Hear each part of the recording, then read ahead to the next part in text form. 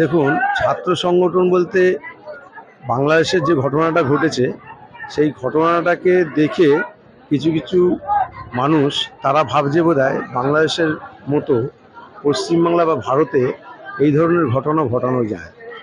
এই ভাবনা অনেকে শুয়ে ঘরে ঘুমিয়ে স্বপ্ন দেখে এবং স্বপ্নের মাধ্যমে কোনো একটা এতদিন সিপিএম যেরকম ঘরে বসেছিল, তারা কোনো কর্মকাণ্ড ছিল না, তো হট করে তাদের মনে হয়েছে আবার হয়তো আমাদের রাজ্য মসনদে বসতে পারি।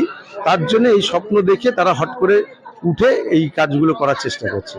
কিন্তু মানুষ উত্তর দিয়েছে, 2024-এ মানুষ উত্তর দিয়েছে, আবার 2026-এ অপেক্ষায় আছে, তখনও উত্তর দিয়ে দেবে। বা সমস্ত উত্তর তখন পাওয়া যাবে। না, এটা তো ওদের সবসময়ের জন্যই কথাবার্তা। একটা ঘটনা ঘটেছে, যে ঘটনা সকলের ক্ষেত্রে দুঃখজনক। এরকম ঘটনা কেউ কাম্য নয়, কাউরই কাম্য নয়। আমরা ছোটোবেলা থেকে বড় হয়েছি, আমরা যত দুষ্টুমি করেছি বাবা মা কেউ শিখিয়ে দেয়নি। আমরা কোনো কাজ করলে বাবা মা শিখিয়ে দেয়।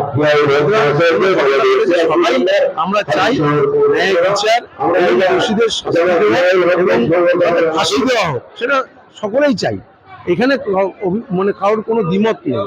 কিন্তু উদ্দেশ্যটাকে অন্যদিকে ঘুরিয়ে নেওয়ার, আন্দোলনটাকে অন্যদিকে ঘুরিয়ে নিয়ে মমতা বন্দ্যোপাধ্যায় বা তৃণমূল কংগ্রেসের দিকে আঙুল তোলা অবশ্যই সারা ভারতবর্ষে হচ্ছে। সুতরাং কোনো জায়গায় মোদিজিও বলছে না যে এগুলো তোমরা করে বেড়াচ্ছ, সেরকম আমাদের দিদি মুখ্যমন্ত্রীও বলছেন না। সুতরাং কেউ বলে না। হ্যাঁ, আমরা সুযোগ, একটা ঘটনা ঘটেছে, সুযোগ পেয়েছে, সেই সুযোগের সদ্ব্যবহার করার চেষ্টা করি।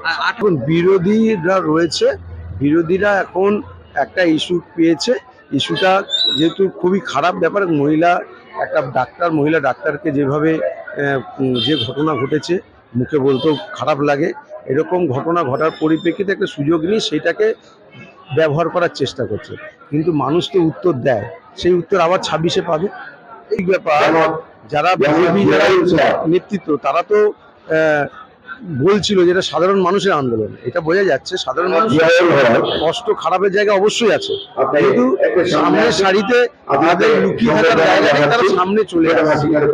মানুষ যখন বুঝতে পারবে যে এটা পলিটিক্যাল ফায়দা করার চেষ্টা করছে বিরোধীরা, তখন মানুষ